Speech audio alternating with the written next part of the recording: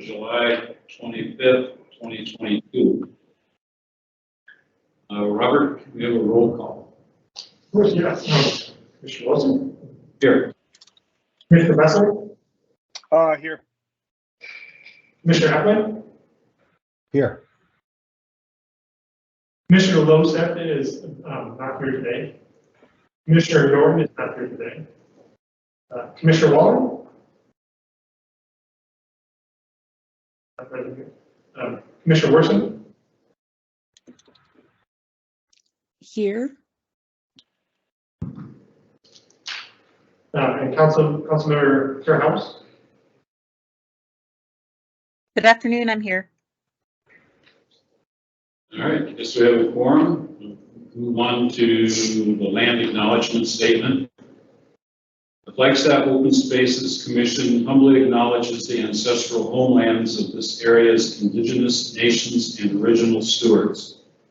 These lands, still inhabited by native descendants, border mountains sacred to the indigenous peoples. We honor them, their legacies, their traditions, and their continued contributions. We celebrate their past, present, and future generations who will forever know this place as home. And next is the approval of the June 27th, 2022 meeting minutes. Everyone's had a chance to review them, hopefully. Is there any discussion or corrections to the minutes as they're currently written?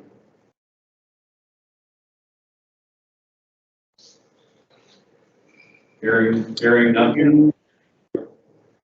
Do I hear a motion to approve? Yeah, this is Andy. I'll motion to approve. And a second? I'll go ahead and second it. All those in favor? Aye. Aye. Aye. Any opposed? All right, hearing none, minutes are approved as written. Next is public participation. At this time, any member of the public may address the commission on any subject that is not scheduled before the commission on this day. The Arizona open meeting law prohibits the commission from discussing or acting on an item which is not listed on the prepared agenda. Commission members may, however, respond to criticism made by those addressing the commission, ask staff to review a matter, or ask that a matter be placed on a future agenda. To address the commission on an item that is on the agenda, please wait for the chair to call for public comment at the time the item is heard. Is there anyone here from the public that wishes to speak on the subject that's not on the agenda for tonight?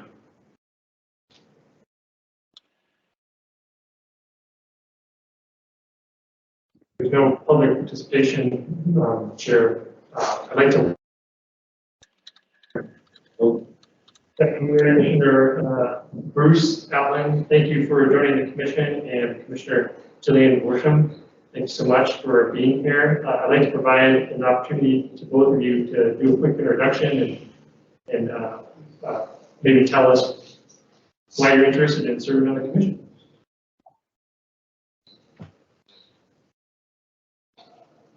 Thanks. I guess I can go first. I'm Bruce Applin. I'm honored to be here. Thank you for the welcome.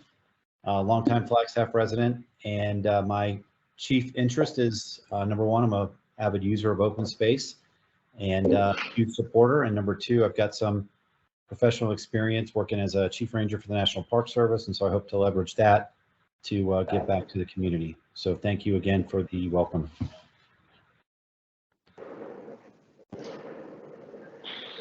Hi, I'm Jillian Worsham.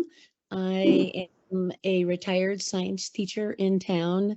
Like Bruce, I'm an avid user of our open space, and I have some concerns about how Flagstaff is developing and using open space, and to be a part of the process of being a community advocate for the amazing resources we have here in Flagstaff.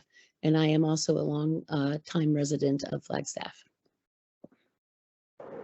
welcome to you both, and thanks for your commitment to this commission. Good to have you here.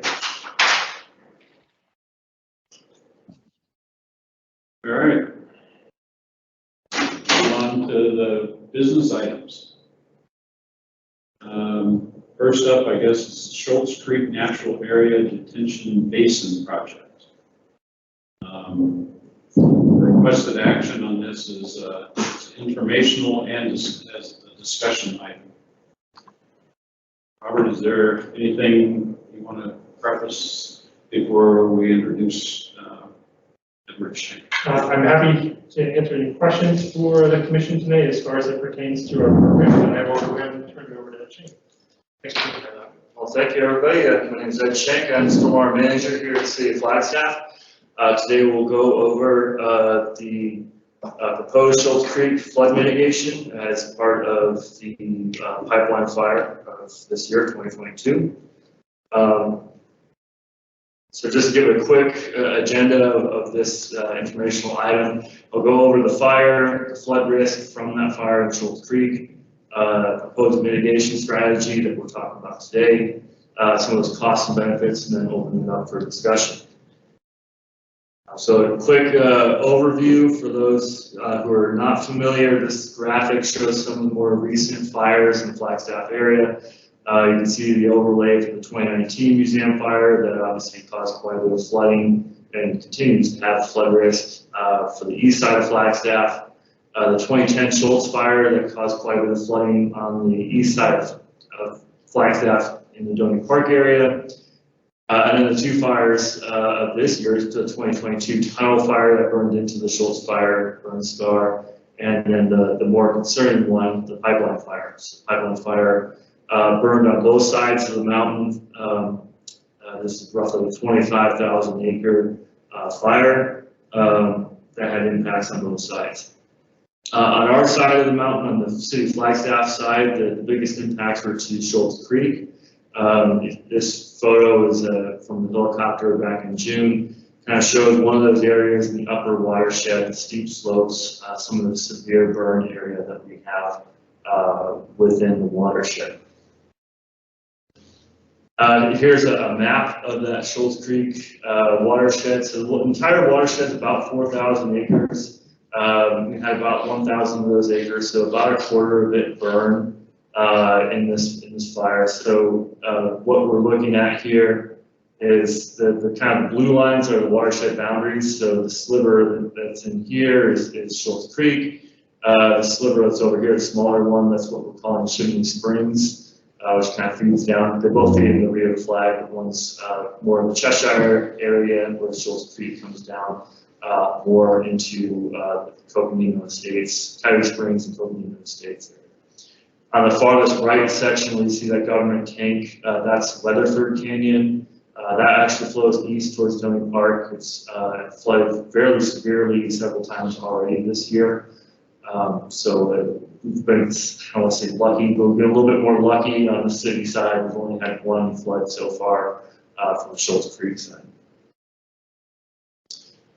So during the fire and shortly after it, both the County Flood Control District as well as the city worked through J.D. Fuller Hydrology and Geomorphology. It's one of our local consulting firms to come up with a flood risk model on both sides of the mountain. So what they did was they ran what's called a Flow 2D model. It's a numerical hydrologic and hydraulic model. It's been used all over the Southwest. They've used the same model during that Schultz 2010 fire as well as the 2019 museum fire. And what we ran that through is several different simulations of what we would expect in terms of flood intensity and duration through the city of Flagstaff. So what we're looking at in this particular screenshot is a 2-inch rainstorm over the burn scar in 45 minutes. That's roughly a 25-year rain event, so roughly a 4 to 5% chance of happening in any particular year. The color coding you see there is water depth. In this particular picture, Schultz Creek is on the right. City parcel, a 20-acre open space city parcel, is on that right-hand side, shaded. You can see the North Reservoir, and then you can see Schultz Creek kind of going down behind the Museum of Northern Arizona. On the left-hand side is some of that upper Rio flag watershed as that goes through Cheshire. As we follow this downstream from up near the forest, we go through Coyote Springs. That's this area right in the middle here. Cursor will work. There we go. And then as it goes down, it'll hit Highway 180 near that American Conservation Experience building, ACE building, also Fire Station number 5 or Grand Canyon Trust, just to give you some landmarks there, all in that area. When it hits that culvert's fairly quickly overwhelmed, and you see water going down Highway 180 and then coming across the highway into a series of apartment complexes and Stabano Way, which is one of these cul-de-sac roads. And unlike Museum Fire, where the water goes through the neighborhoods and continues through and then drains out, the Stabano Way area is essentially what we call a bathtub. It's a sump condition, which means that once water gets into it, it's very hard for that water to get back out. Because it is lower than the surrounding neighborhood, it will pond water up. So on Saturday when we had flooding, there was actually people out there digging trenches to get water out of their yards and back to the Rio. So we actually have essentially man-made trenches now going through some of these yards that will not hold up very well when we have the next floods. Water that does not make it to the Rio and Stabano Way continues through Coconino Estates as sheet flow. It'll continue down. Here we have 2 pictures of upper and lower Coconino Estates. Essentially, it'll stay mostly within the roads. This is for a 2-inch event. Stay mostly in the roads with some impacts to some yards, a handful of houses, as it slowly bleeds back into the Rio Flag. Now we're getting lower down in the lower part of Coconino Estates. Most of that water gets back into the Rio Flag. And then as we get down into the downtown and south side area, we stopped using that flow 2D model. The reason why we stopped using that model, switch over to the typical FEMA models, is because we're moving from the impacts from one relatively small watershed, 4,000 acres, Shoals Creek, into that larger regional watercourse. We're moving into the Rio Flag. So Rio Flag, the watershed area is roughly 57 square miles. So it's quite a bit larger than Shoals Creek watershed. So once we get to that size, the modeling becomes a lot more imprecise. As you know, as we look out the window right now, with monsoon storms in Flagstaff, you have hot spots. You have microbursts of very intense rain in one area where it may not rain in another. So it's a lot more applicable to do the models on small watersheds. Once you get to the larger watersheds, it starts breaking down. If there's too many assumptions, there's too many unknowns, each storm is going to look different. What we do know is that there is a greater flood risk through the downtown and south side because of the greater amount of water that we're going to see entering the Rio through Shoals Creek. So what we do recommend for residents is anybody who is already in a FEMA floodplain, so that's what we're showing in this map, that they should be a little bit more aware of flood potential and flood risk. Also get flood insurance as well. The green color, or if you're in this room, kind of a darker color, that is a 100-year floodplain, and then the orange color is the 500-year floodplain. And both of those will be impacted, or are impacted, I should say, by that greater flood risk, by more water coming down Shoals Creek. So just put some numbers to it. The impacts from the pipeline fire on the Shoals Creek and Rio Flag area. 126 properties that are public, 131 that are commercial, 667 residential. And quite a few historic overlay parcels, mostly in the south side and downtown, 377. So quite a number of parcels and properties that are impacted or potentially impacted by this fire and by the potential flooding that will continue. So shortly after the fire, we started looking at mitigation strategies. What can we do to improve the quality of life for those that are within those impacted areas? And one of the areas that came up pretty quickly is the city-owned 20-acre open space parcel that's along Shoals Creek, upstream of any development within the city. So that's that 20-acre parcel near that Shoals Fly. As most of you likely know, the property currently has several resource overlays, including the landmark overlay, the open space overlay, there's a rural floodplain overlay for a portion of it as well. We did take a look at that, and we anticipate that flood impacts will drastically change the character of that 20-acre parcel, regardless of what we do. If we do nothing versus whether we use this area as part of our mitigation. With that area that's upstream of most of the city, we do think that mitigation improvements will mitigate most of the anticipated flood impacts downstream, which will provide tremendous benefits. This is something we don't really have for the museum fire on the east side. We didn't have a large area that was relatively flat that we could work with upstream of development. Federal emergency funding is what we're going through to do this mitigation. So that is Natural Resource Conservation Service, NRCS, EWP, which is Emergency Watershed Protection. So the NRCS EWP program is in place for private, non-federal improvements in areas that have been impacted by fire on federal lands. So we qualify for that. And we also qualify under what they call exigency funding, which is the emergency funding for areas that show dire need.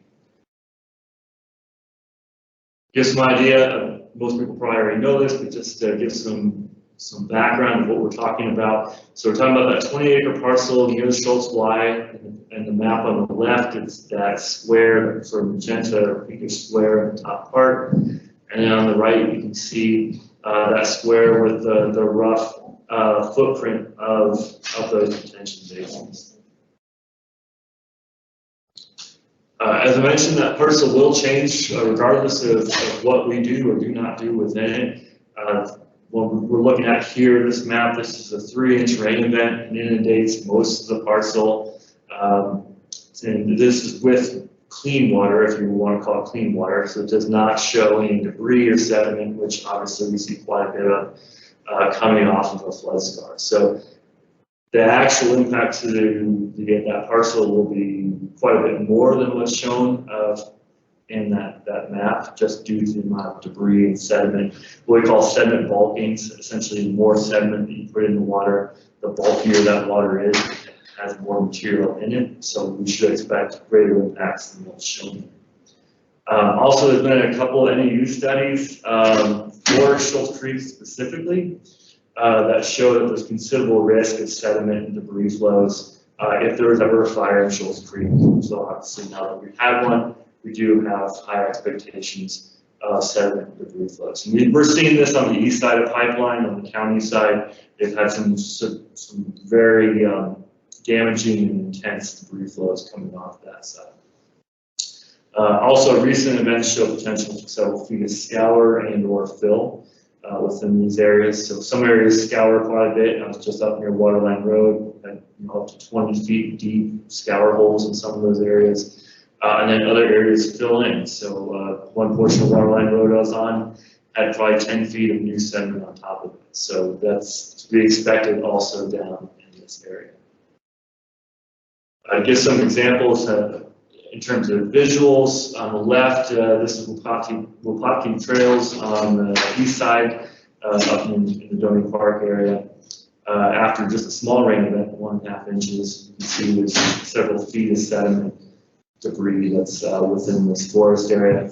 On the right is a picture from last year in Spruce Wash. It's kind of hard to see here, but that entire channel is filled full of sediment, and then you put several feet of sediment on the area. So this is actually a humane society for that particular event.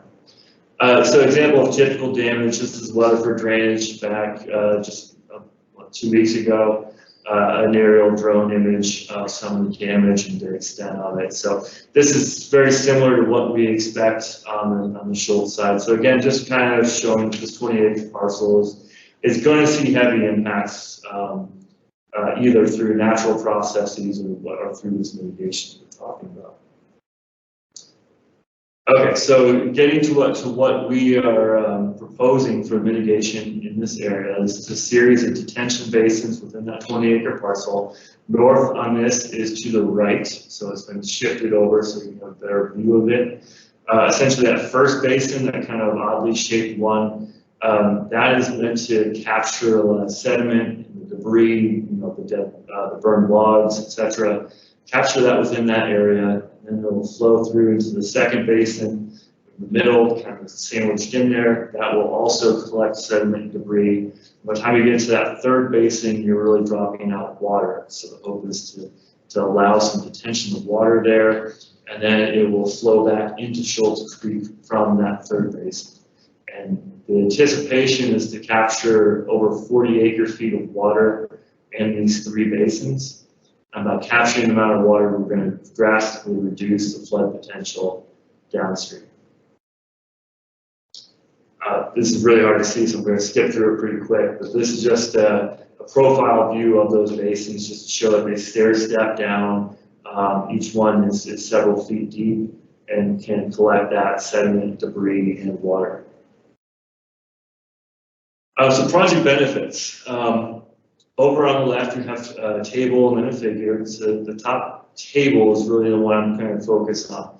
So what I'm showing here is 3 different design storms. So a 1-inch, a 2-inch, and a 3-inch in 45 minutes. What that means, the 1-inch storm is that 2 to 5 year storm frequency storm. We had very close to that on Saturday with some of the flooding.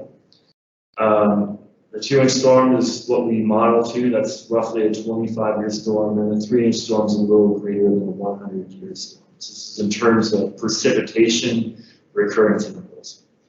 Now the next column over is percent decrease in peak flow. So that's if we put these basins in, how much can we reduce that peak first wave of water that we see go through? And essentially we can drop that peak for that 1-inch storm by 80%. For a 2-inch storm, roughly 60%, and for the 3-inch storm is 20%. 20% doesn't sound like much, but when you're talking about that quantity of water, it's actually an incredible amount of benefit.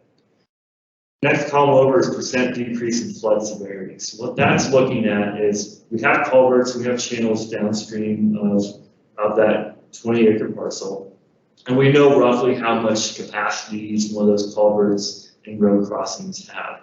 So we can plug that in and see, okay, so you reduce the peak flow by 80%. What does that mean in terms of flooding that we're going to see?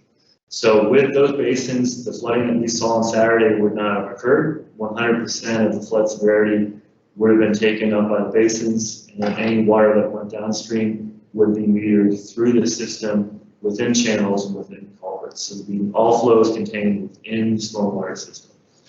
For the 2-inch event, 70% of the flood severity would be reduced. So essentially you'd have some minor overtopping on Highway 180, but we're talking maybe a few inches. It would be to the point where you can get rid of almost all the sandbags, or many of the sandbags through Coconut States. And then for that 3-inch event, you have a 25% decrease in flood severity, which again is a very big benefit. That's reducing the flood severity by quite a bit. Now you have to remember, we're not actually getting rid of the water, we're just metering it out. So that picture below, that graph below, the hashed line or dashed line, that shows without any mitigation. So today, essentially what you see this large increase in water over time. It's times on the bottom, and your peak flow is on the y-axis. So you have this flood flow that comes through, and then it meters out pretty quickly within a couple hours. That solid line below is what you would see in terms of a hydrograph if we have that mitigation in place. So it's the same volume of water, it just doesn't get as large. You don't see that large wave of destructive water. We just see that as metered out over several hours. So the stream can be flowing for a lot longer, but at a much slower rate. Mitigation design will allow for multiple uses. We haven't worked through all these yet, but I mean, it can be in terms of trail access, trailheads, historical interpretation of the site or of the area. We are working with Mark Rivas and others on that. Design will reduce flood impacts substantially for Cutting Springs, Coconut Estates, downtown, and south side. So a number of benefits for a large portion of Flagstaff. Drastically reduce life and safety threats. NRCS, this is a slightly older slide. is conducting environmental historic clearances. We actually have worked through the environmental and historical at the NRCS level, at the federal level. Historical cultural clearance at the state level and local is ongoing. And we're working through that potential mitigation for those. At the moment, we have no needed mitigation on the environmental side for endangered species, but we likely will have some mitigation required for cultural and historical. If NRCS funds it, the city will have 10 days to complete the work, so very tight timeline. We have asked for an extension if we are to receive that funding, and we have granted that, so we have up to 90 days. There's still a very tight timeline, and that is due to the fact that this is exigency funding, which means that it's emergency funding provided by the federal government for things that are seen to be of a dire nature, so truly life and safety. I'm going to give a very quick overview of cost-benefit analysis, and this is a super simplified version of what we do for a cost-benefit analysis. So the cost is approximately $3.2 million, mostly of federal funding. When we're talking about cost, we're talking purely of the construction cost, and the benefit is the benefit that we can look at from a federal risk assessment perspective for property only. So we have roughly $650 million worth of property value within a new flood risk due to the pipeline fire through Schultz Creek. Looking at the potential for flooding and the potential amount of each property that might be damaged, they're looking at a benefit of $50 million. So again, this is a cost benefit only looking at property costs or property benefit and only looking at construction costs. So it's not including life safety, it's not including quality of life, and it's not including external factors, for other values that are out there. So again, it's a very simplified one, but it does show that our cost-benefit analysis is well over a 1-to-1, and that's something that's required at the federal level for these BCA or benefit cost analysis for grants. I kind of ran through that very quickly, but I'm very open for any questions or comments. And I know we have some other staff here as well, both in person and virtually, that can help as well. I would like to see if there's anyone here from the public that would like to make comments on this before we start discussing it as a commission. Is there anyone from the public that wants to talk about this particular item?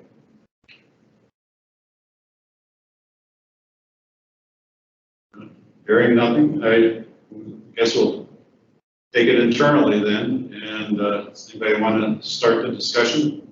There's a question in the chat from Commissioner Fessler. What is the percolation rate of the soils here? If filled in, how long will the water be expected to remain? Great question. So the percolation rate in that area is actually fairly good, but we have not done a geotechnical analysis of that exact area of the 20 acres. We do require by code that we drain a detention basin within 36 hours. And the reason for that is to get around water rights issues. So the design actually does have a series of 42-inch pipes from each basin, including the 42-inch pipe that would drain it. So the intention is to be able to drain within 36 hours all three basins. So they would be drained back into Schultz Creek. There has been some discussion about intentionally trying to do infiltration and provide a groundwater benefit. I think that's going to be a sort of unintentional, if you want to call it that, for this 20 acres. I mean, it's something we hope for, but it's not something we're going to engineer for. But there are other sections with both Forest Service and downstream that we're going to look at once we have this in place where we can actually provide some more of that. We have another question in the chat here from Commissioner Worsham. Were ecological threats to the area discussed or addressed with this plan? Sorry, can you say that again? Were ecological threats to the area discussed or addressed with this plan? So as part of the NRCS clearances, they did have their biologist out there. I'm not sure who they contracted with in terms of Endangered Species Act, but ESA has looked at that through the NRCS process. From the city process, we are doing Section 404, so that's Army Corps fill and the dredge and fill requirements. So that's ongoing right now. But I think that's for an indigency project. That's where we stand. So we make sure that we don't have Mexican spotted owl habitat, we don't have goshawk habitat, any of the sensitive species that could be within the area. And we have not heard from NRCS that they had those findings, which, to be honest, I wasn't expecting anyway, since we've had Flagstaff watershed protection in that area. We've had forests in that area, not in 20 acres, obviously, but in the surrounding areas. So yeah, it would have been a surprise to have seen an ESA listing on And, Commissioner Bruce Kaplan also has a question in the chat. Thanks you for the detailed and thoughtful presentation. This is important work. If an extension isn't granted, is that a showstopper, or are there contingencies for this eventuality? That's a great question. No, we've been working through that quite a bit at the staff level, because obviously this is an extremely short timeline.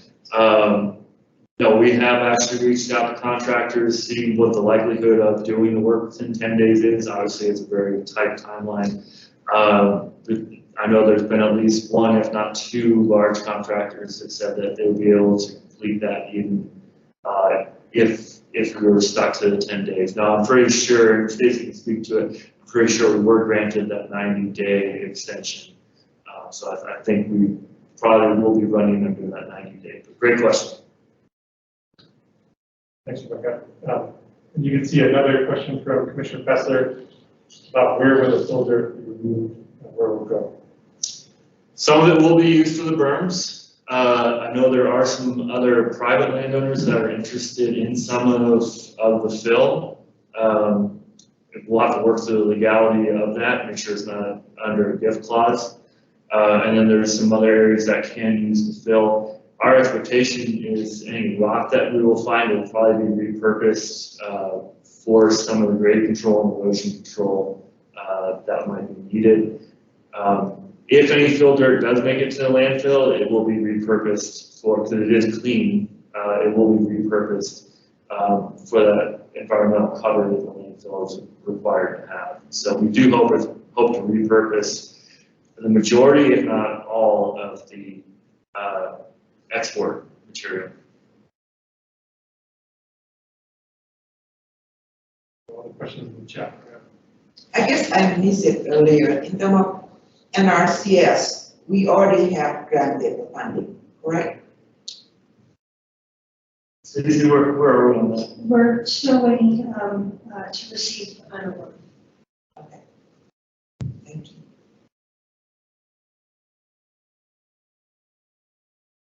Things are looking good.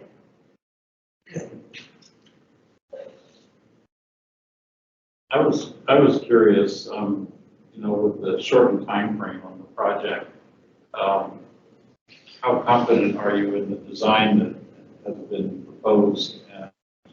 And, is there any concerns with the design? That's a great question. We worked hand in hand with SWI, Shepherd Westminster is our design consultant. We work hand in hand with them. It's looking really good. We've had some revisions, obviously, as we go through. SWI also helped with our design for the kill detention basins for the Museum Fire area. And they are also working with the city on a lot of the rear of the flag flood control projects. So they've been doing quite a bit for the city, and then also locally, they've done a lot of work down Sedona and Village of Oak Creek. So yeah, we're pretty confident of what they're providing. It looks like something that should work very well. And given that one map that showed Schultz Creek, were there any other? I mean, it looks like it might be the only place that it makes sense. Were there any other locations that were considered? Yeah, we looked through as best we could to see if there's anything else that would work. It really is the best parcel out there. So I don't want to say it's fortuitous, because I know it's open space and has other things on it, but But it really is the most, it's the place that makes the most sense. It really, you're coming off the mountain, it's all very steep, it's all very constrained, it's a fire hose, it just wants to come out as fast as you can. And then right where that comes out, you know, immediately upstream where the other trailhead is, the Forest Service trailhead, and those 20 acres, they really are the areas that it really wants to spread out, it really wants to deposit a little bit before it becomes concentrated again near Coyote Springs. So this is really the only spot that we have to easily work with it. We are working with the Forest Service, both the county and the city are, to see if we can't do additional work upstream in the forest. But in terms of a good place for detention, it's not going to happen in the forest. It's just really too tight going through that Schultz Creek upper area. It might help if you could bring that up. Sure.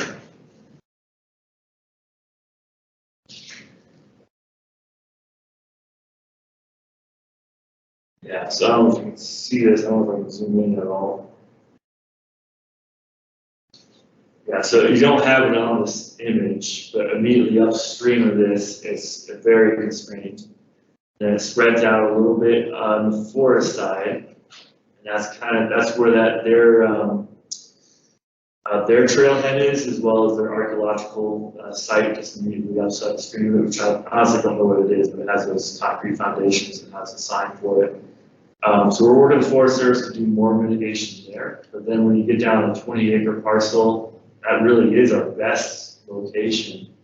And then you get down into the Museum of Northern Arizona directly below that, and it becomes constrained again. It gets really tight within there. There is an open meadow there, but since that is private land, obviously we don't have much say on how that's being managed. So in terms of a good place right now, this really is the spot that we can work with. And then for future, we are going to continue to work with the Forest Service.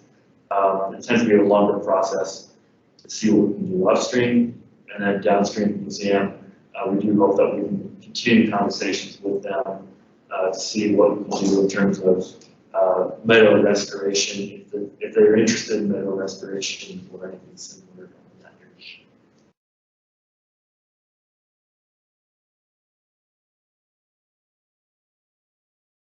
Anybody online with more questions? No, I got a couple. So this isn't the first meeting, right, of commissions. With the Heritage, you had one with the Heritage Commission, the Water Commission. Correct. What came out of that as far as maybe their concerns or their ideas? Mm-hmm. So the Heritage Preservation Commission, it was, I don't know that there's much in the way of I'm going off memory here. I don't think there's much in the way of direction forward in terms of what they want to see. We will be doing some historic and cultural mitigation. So that is required by the NRCS. So it likely will have some interpretive signage, at the site to show, that it was the first water reservoir for the city. So we'll have some mitigation for that. Beale Wagon Road goes near there. So there's some stuff that we will show or will be required to show from the historic side. Water Commission, I think it went pretty well. They understood the need for this. I think really the biggest questions were, how is the city and county working together for mitigation, which we do work together. This is purely a city project, but in general, for both museum fire and other work, the County Flood Control District does work with the city. And now we're here today. And you had mentioned, like the historic mitigation of the historic features that are there. What about integrating, trail access or trail within that after everything's been built? Definitely, yeah, it's definitely something that's on our radar for sure. And we've talked with Martin Inns, obviously, and there is the Flagstaff Trail Initiative, and there is also the Meadow Plan. There's things to look at. I will say, from a personal perspective, I'm a big mountain biker, so I've been through that parcel weekly, if not more. So yeah, it's definitely, not that my personal interests have anything to do with it, but it is definitely on our radar to make sure that this has as many multiple benefits as possible. We really want to win here. This isn't something we're doing because we like making big basins. We're doing it because we have a need. And then we'll hopefully work through, as the watershed improves, we will continue to add more.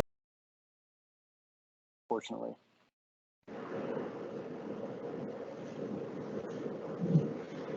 I have a couple of questions.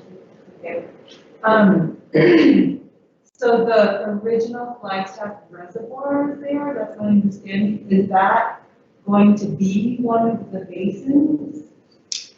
Since it's already. Not the actual reservoir, yeah, not the reservoir itself, but it'll be within, yeah, basin, one of the basins, yes. So it'll essentially, it'll have to be destroyed to make the larger basin. And that's a view of the historic preservation people? Well, okay, so that is a Not subjective okay. word, but yeah, it's, you know, Mark Rivas did determine that it was not significant based on I don't know the right terms for that, but I mean, does it have history? Yes, of course it does. But is it a significant historical, and I'm butchering the right terms, but the right feature, it wasn't deemed that. So we will document that as part of the process, so we'll be fully documented, and that will likely be, well, not likely, it will be part of the historic interpretation of the site as part of the mitigation. And the trail that comes down, like, is it flooding already? Is that where water is coming down now? Where the jumps are? The bicycle trail? Yeah, with the jumps water, they had about 2.5 feet of water on Saturday in mud. So yeah, it did overtop Belton Lookout Road for about an hour 15 minutes. So is this gonna help that? I'm just concerned about trail maintenance in the future. Like how much work is it gonna be to maintain that trail with these new basins? Or with the flooding in general? Yeah, no, that's a great question, and I mean, we're going to try to put trailhead accesses or trail accesses as part of this. But if you're talking about further up Shoals Creek, you know, the Shoals Creek Trail, I will say I've driven up there for damage assessments. There's parts of the trail that are great because they're up on the hill slope, and there's parts that are definitely heavily impacted just due to the location.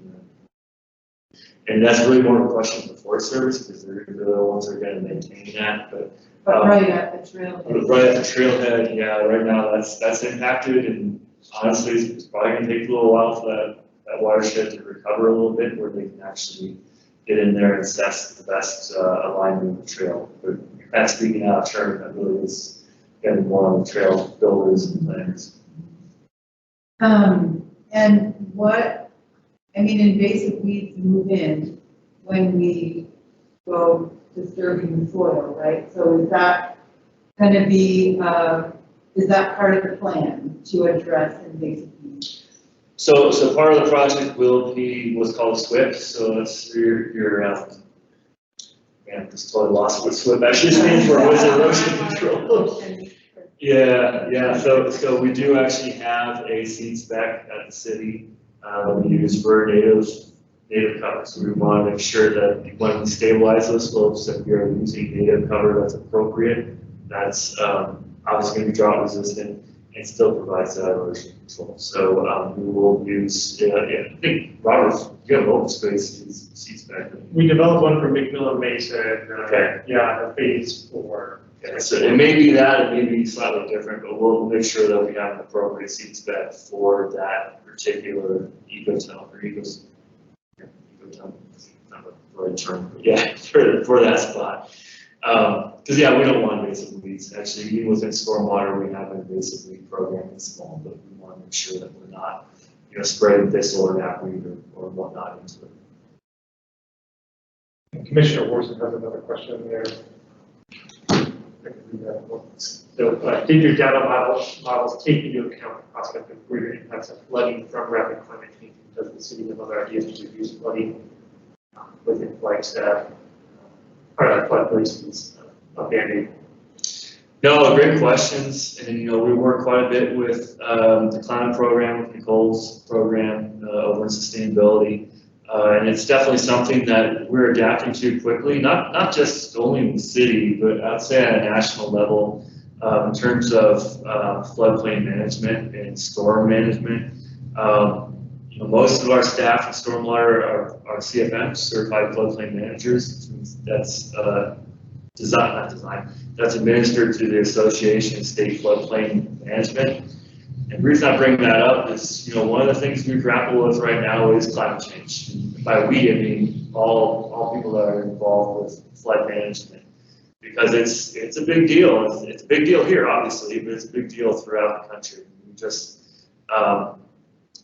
lost 2 people in Fort Collins because of post-fire flooding. There's 2 people that died in the flood just last month. There's 40 people that are displaced in Southwest Virginia due to an extreme event just last week. So there's some pretty large floods that are happening now that were not modeled to be typical, but it is becoming a little bit more of a concern. It's something that we're working at from different fronts. By we, again, I'm talking about many different groups and agencies, not just here at the city. Now, in terms of the question of, is this just a Band-Aid? Great question, and this is one of the few times I can say pretty unequivocally that no, this is not a Band-Aid. It's going to have a big impact on 20 acres. There's no way around this. It's going to be a big impact in terms of moving earth and changing how that looks, but it's also going to be an incredible win in terms of reducing flood impacts for the rest of that community. So will it look very different from what we see now? Yes. Will it drastically improve quality of life downstream? Yes. This is one of the few projects that can say that unequivocally. There's a lot of other ones where it's kind of like, yeah, maybe it's going to help some, maybe, but this is going to be a big one.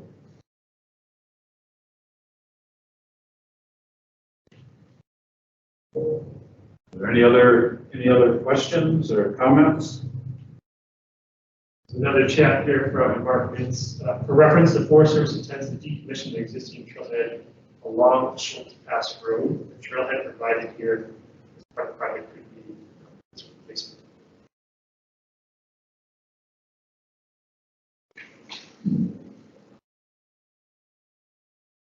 For conservation. I hope that helps answer the question.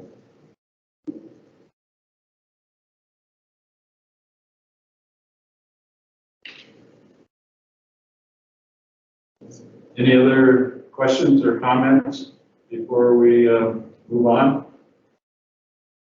Yeah, just real quick, Martin indicated that that trailhead will be part of a project to replace. What's the timeline for that, or is that unclear yet?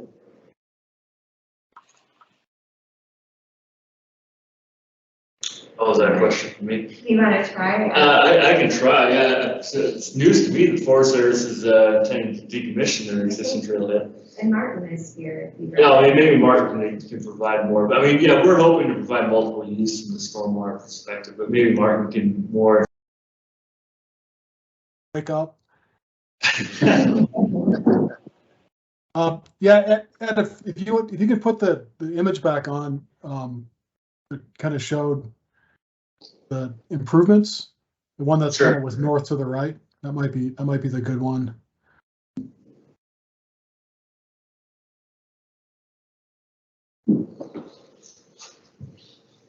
This one? Yeah, perfect. Thank you. So, the official Forest Service trailhead is located up Schultz Pass Road, and the long-time unofficial one is located right there at the corner. So, one of the plans shows potential for parking spaces along that access road, which could function as a trailhead for the public. In the meantime, we've got foot trails coming out from both the west, from like the Cheshire neighborhood along Eldon Lookout Road, and from the south coming in through the museum parcel. The county is looking at a trail that follows an Elks Lodge trail over to the east, and so those there's a trailhead there, but there's also kind of a confluence of trails coming in, and sort of a connectivity portion between the city's foots and where people disperse out into the forest and use the Forest Service trails. So we've been working with Ed and SWI, and it looks like there's a way to do that. And Robert and I have talked about it with the Forest Service, and it looks like there's a way to connect those trails through the parcel with the stormwater mitigation measures in place, as well as providing I think possibly up to 30 parking spaces for a trailhead. Yeah, we have that all in concept. I'm a little hesitant showing that in a public meeting, but yeah, Martin, several of us have been working on that. So more to come, hopefully good stuff to come.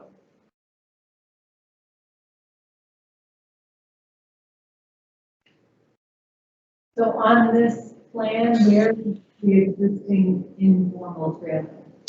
So the informal trailhead that's mostly on private property is, a little bit of a lag here when I show it, but it's right up there. That's what we call Schultz Y. And then sort of off map to the right is the official Forest Service trail.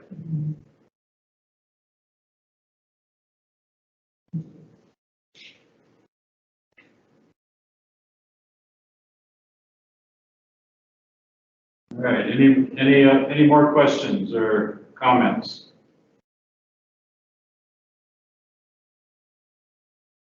Hearing none. I did notice, Commissioner Wilson, that we have one member of the public join during that meeting, so we might want to ask for public participation. All right, just member of the public that wants to speak on this item?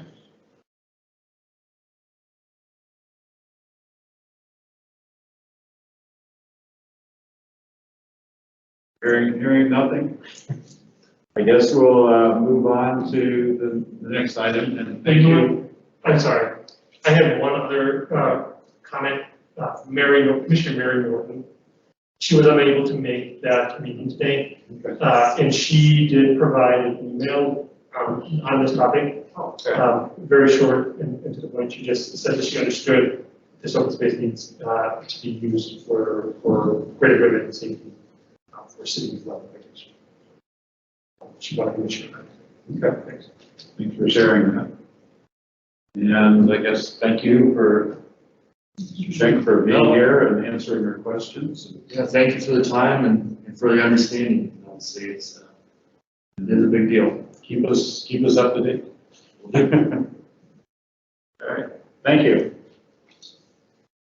So with that, I guess we'll move on to item B, which is the Observatory Mesa Trail Plan, Public Review Plan.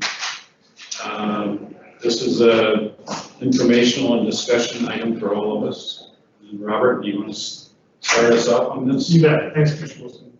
Yes, the Observatory Mesa Trail Plan public participation has been paused so that we can address some initial feedback and some concerns from neighborhoods that came up during the first wave of public participation and the release of that plan. So our next step forward will be to take the time to talk and to meet with those neighborhood groups that have concerns and try to work with them to incorporate their comments into a revised version of that draft plan.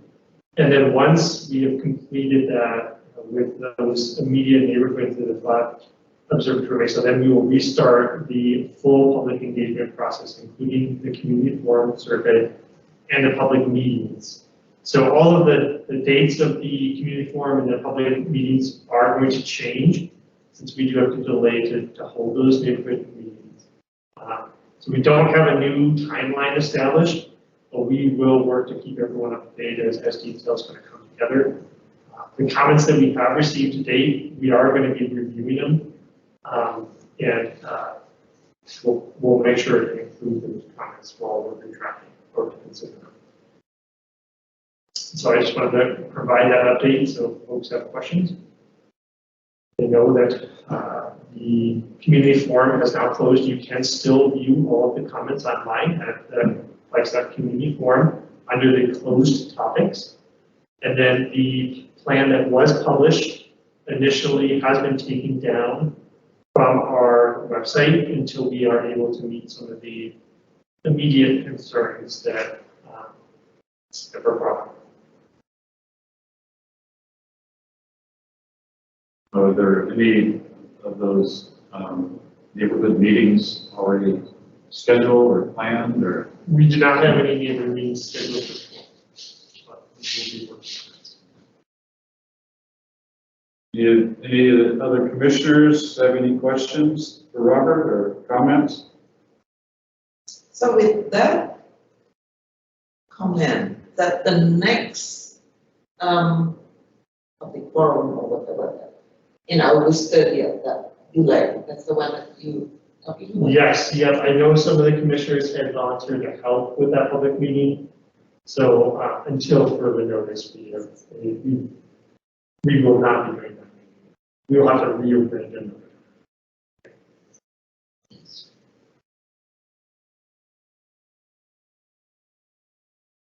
Anyone else? And I can just, I'll say one more thing. So when we have completed those neighborhood meetings and revised the plan, we will bring that plan back to the commission, so you can review this process.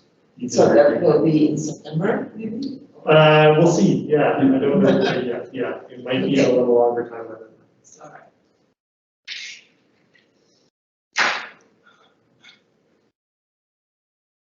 I guess other questions or comments from the commission or public or anyone? All right. Guess we'll move on to item C, which is the Open Spaces Commission term of office review. As a item informational discussion and decision. Yeah, thank you, Commissioner Wilson. So I put this item on our agenda here this evening because the commission had asked previously about discussing the term of office, reviewing those and discussing reappointing the chair and vice chair if you'd like to consider doing that, and just to consider when everyone's term expires. So I did look into that. Commissioner Wilson, your term expires on 2024 at April 1st. Commissioner Fessler's term expires in 2023, April 1st. Commissioner Loseth is 2023, April 1st. Commissioner Mary Norton, who was appointed to the Planning and Zoning Commission, expires December 1st, 2024. And I'm waiting on the rest of your expiration dates from the city's clerk office. I don't have those dates as of yet. So this is essentially for the commission's purpose to discuss, like, would the Open Space Commission like to consider holding a chair and vice chair election at our next meeting, or you could vote here since this is a decision made as well. And I did have a comment from Mary Norton, Commissioner Norton, who wasn't able to make it today, so whatever we're on. Go ahead. Okay, so Mary Norton says that she'll defer to how the Planning and Zoning liaison position, the Open Space Commission, has been handled in the past. If it requires a rotation to allow for representation of other PNC commissioners, that's fine. If it allows me to serve in the liaison position for the length of my term on Planning and Zoning, that's fine as well.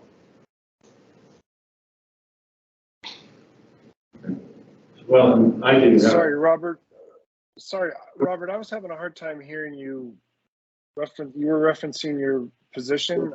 I couldn't hear what you were saying. Sorry about that. So Commissioner Norton, who wasn't able to attend today, sent me a quick note via email regarding this topic. And she stated that her position with Planning and Zoning expires in 2024 and December 1st. And she's committed essentially, working with our commission until that expiration happens, and then it depends whether she's reappointed. And that she would adhere to the representation from Planning and Zoning at that time. So if Planning and Zoning wanted to appoint someone else at that time, that was fine with her.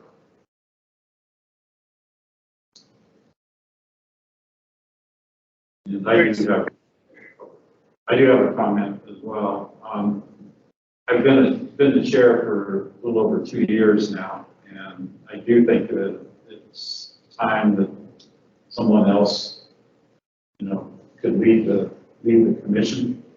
And I enjoy doing what I do, but I also think that other commissioners should have an opportunity to be chair or vice chair, and I'm open for an election as soon as the commission would like to have it.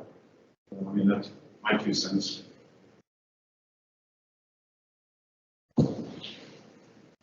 Any other comments, or I don't know that we need to formalize, a year or 6 months or 2 years or whatever, but I do think that in this case it would be good to get fresh blood leading the commission.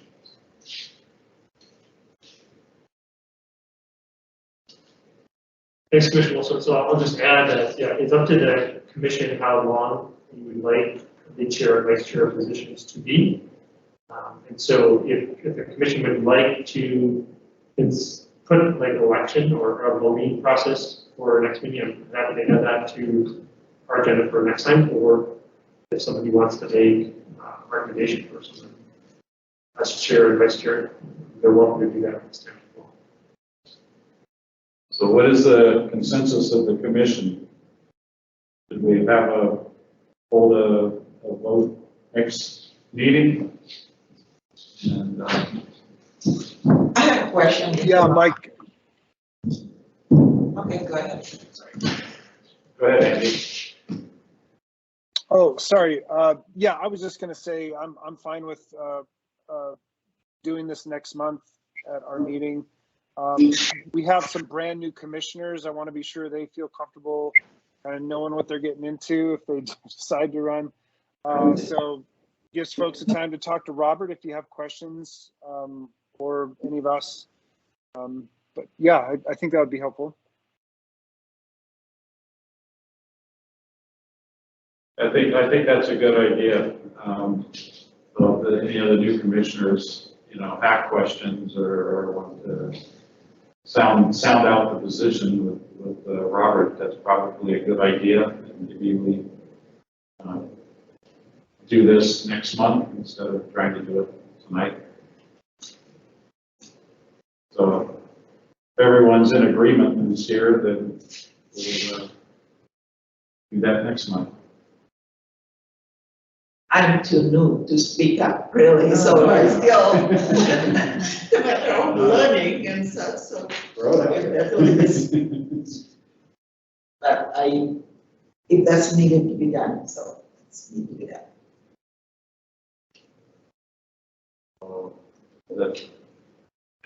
The feeling of the commission then that we'll hold an election for the chair and vice chair next month. I thought that the council appointed a new one in the last meeting. It is not? Yes, we've had 4 new appointments actually.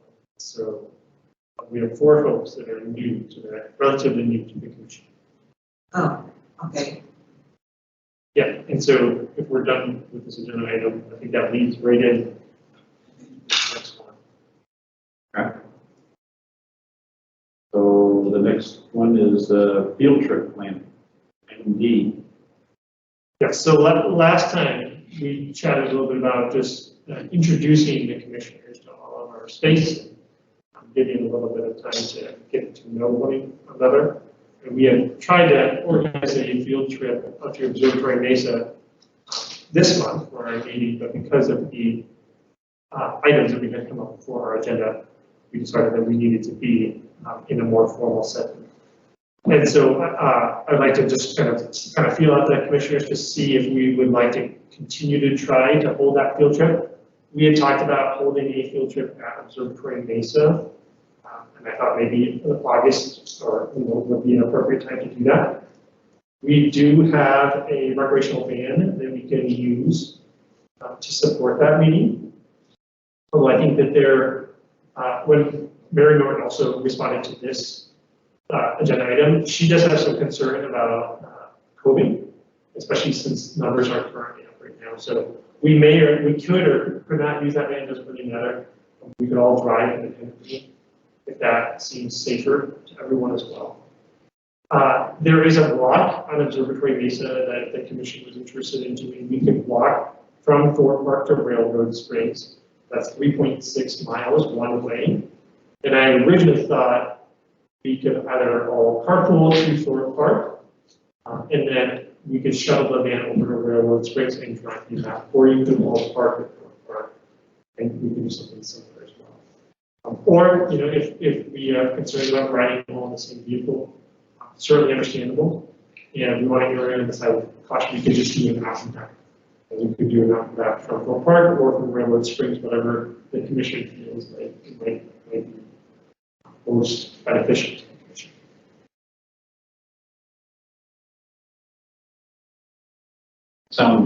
Sounds good. Any comments on this item?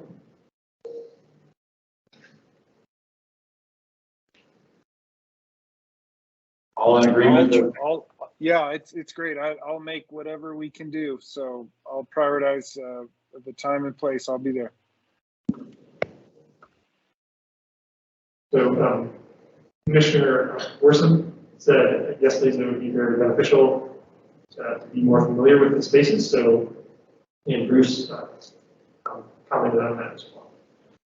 And so if the commission wants, we can hold our next meeting at Observatory Mesa, and it might be great for all the commission to get up there too, since we're working with the fair plan there and we have some new members. Yeah. Not only become familiar with Observatory Mesa, but each other. Yeah. So many new people. So, all right. I guess we're all in agreement for next month then. And do we want to try to make a decision so I can arrange the van? Do we want to try to hike the entire 3.6 miles and then shuttle back? Or because there is some concern with COVID, do we want to just try to do that? And if so, would we want to do that out of the Railroad Spring neighborhood? We could do North Tilly Lane, which there's the access to the loop trail, or we could meet with their Thorpe Park. I think Thorpe Park would probably be the easiest. Especially for the parking. Yes, That's there. there. If we're all driving independently, that's Yes. the part of Any thoughts? I never really just walk in that trail in particular. Is that It is somewhat steep, yeah, you're making a hike up to the top of it, yeah. Good point. Yeah, so we'll want to make sure that we have good footwear.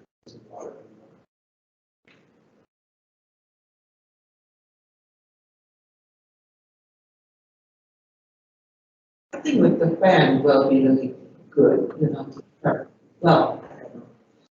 We park at the Thorpe Park and we walk and the van will be on the other side.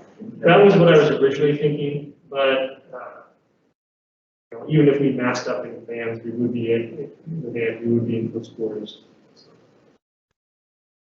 And the thing is, we have to keep the group together if we're going to maintain the form. So it's just something to consider. Details. I really just, I don't have any concern about the clothes in the van and such. All of us could wear masks, definitely. If that's not really one person is not comfortable, so all of us just wear the masks, definitely. So. Commissioner Worcester has her hand up. Okay. Thank you. I couldn't find the icon. For those that might not be comfortable walking up the hill, up Mars Hill, there is the option of parking at Lowell, and it's less than a quarter of a mile from the visitor center at Lowell to the cut across that comes out at the top of the Mars Hill Trail. Yeah, we could do that. I had wanted to try to err on the side of staying on our formal paths that are formalized. But Lowell has been working in partnership, developing our trail plan. So I'd be happy to ask them if they wouldn't mind the access of the city's property through their property. But that is something I think that I would want to ask them before I committed to them. So that means all of us park at Lowell and then. That could be an option.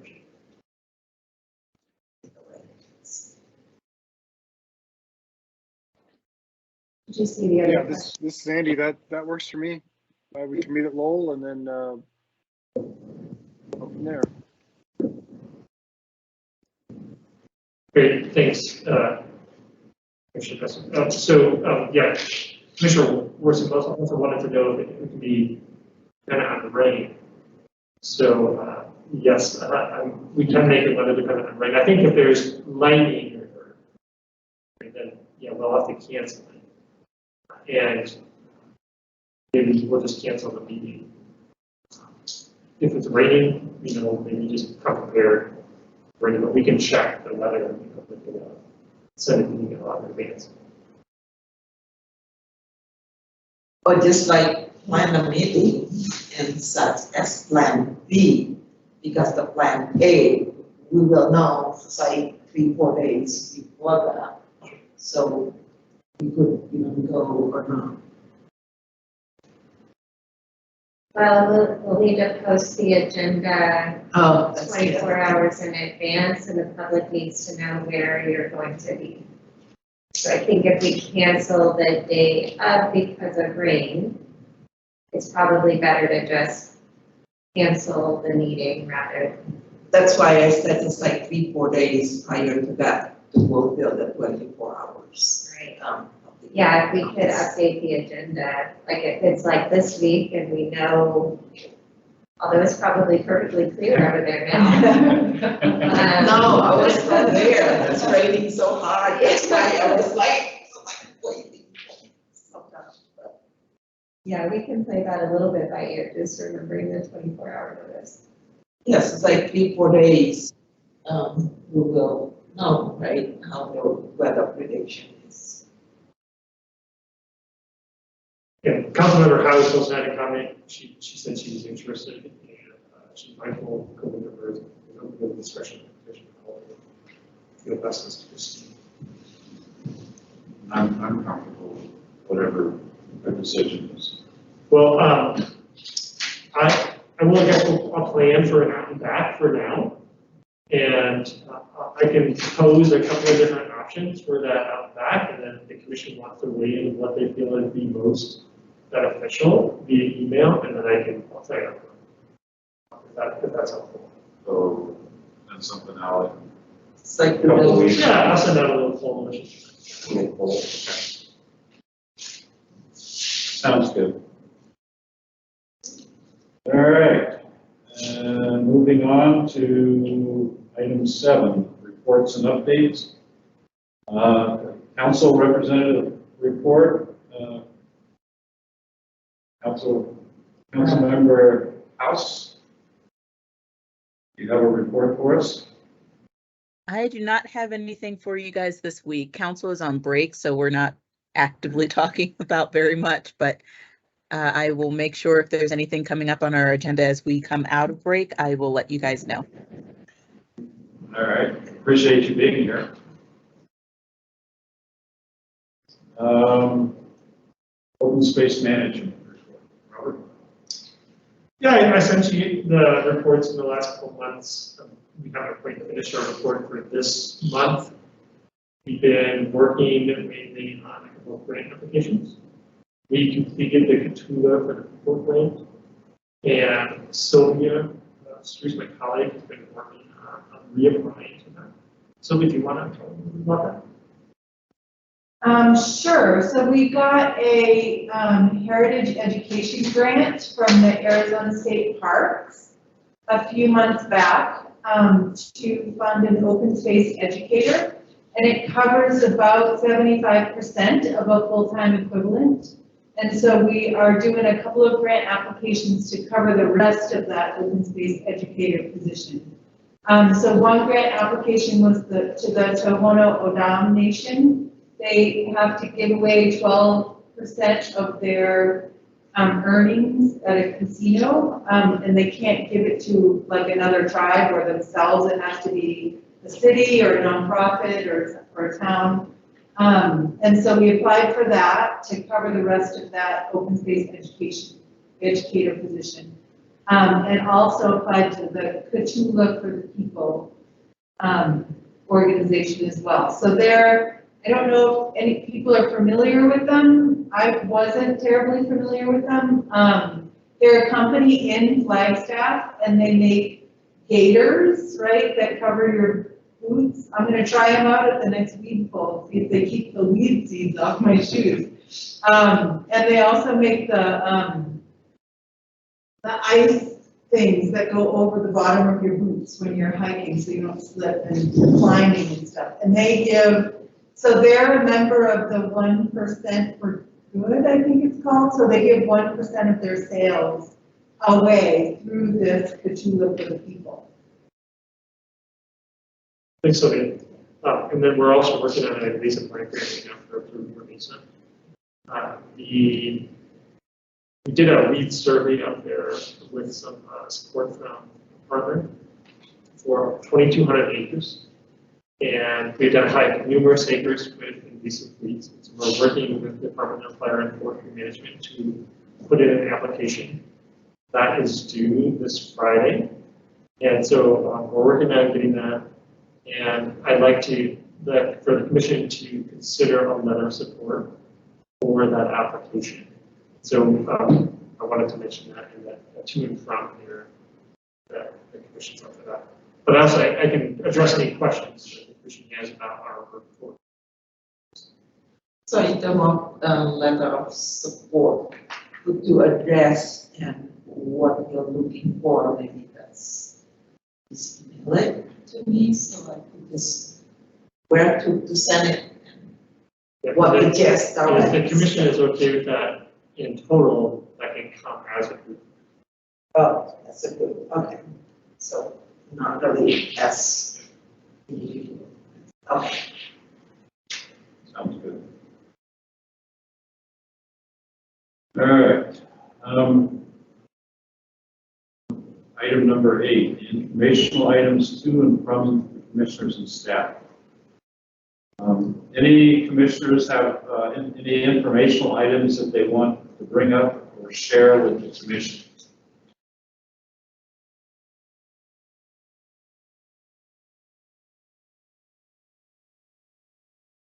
Sound crickets. Okay, so I guess we have nothing that we want to talk about there. The only thing is, I just wanted to make sure that all the commissioners are in favor of supplying a letter of support for that grant application. So if anybody's opposed to that, we don't have to do that, but it would be great to just hear. So are the commissioners here support of a letter of support? For the basic. Yeah. This is Andy. That sounds good. Yes. Yep.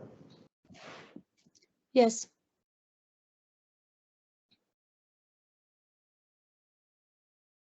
I think we're good. And I have a And Robert, I'm assuming you or Sylvia, are you guys going to write it? Yeah, we have it close to it.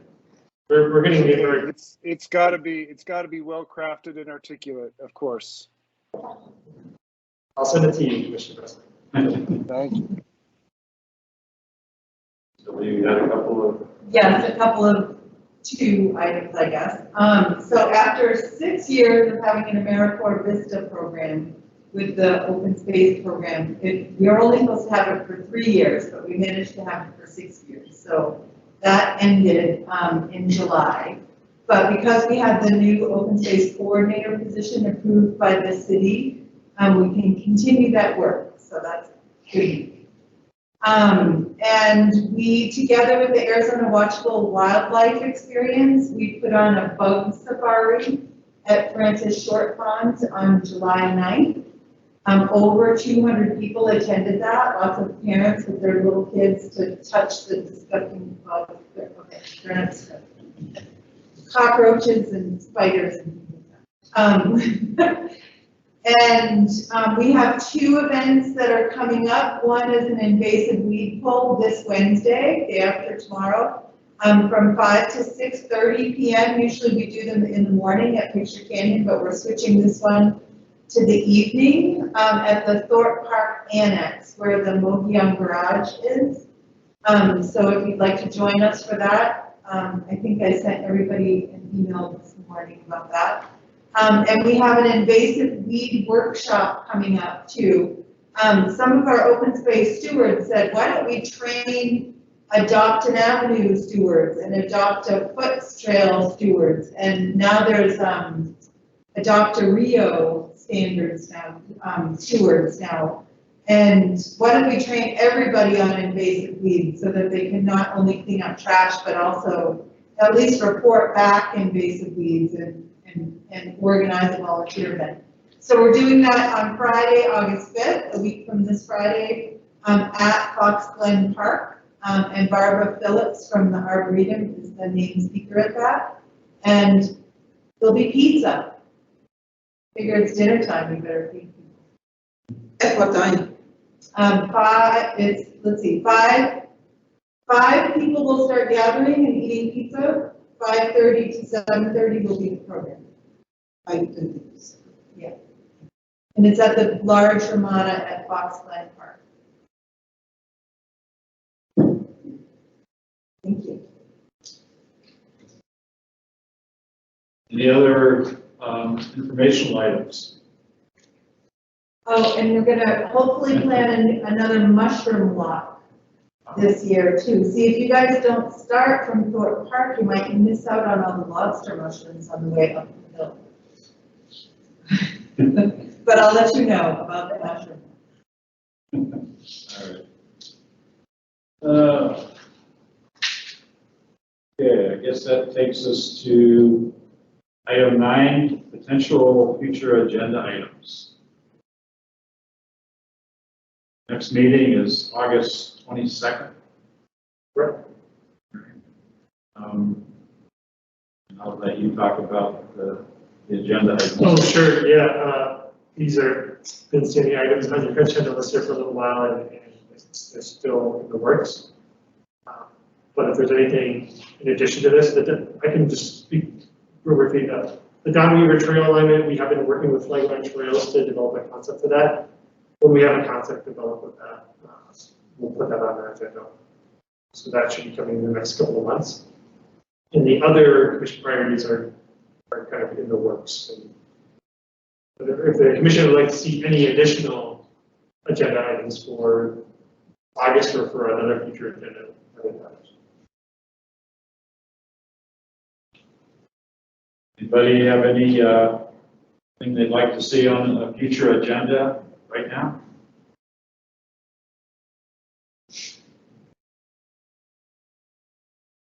All right. Yes, that's enough on the agenda then going forward.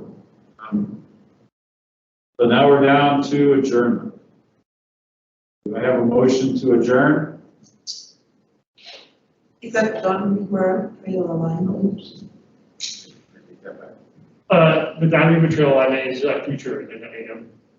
Oh. That's a project that was brought forward by the Picture Canyon Working Group to realign the trail in Picture Canyon away from the pipeline trail and along the rim. And they donated some funds to the city to develop an alignment concept, which is in the works. And so when we have a concept idea, then we'll bring it back to the commission for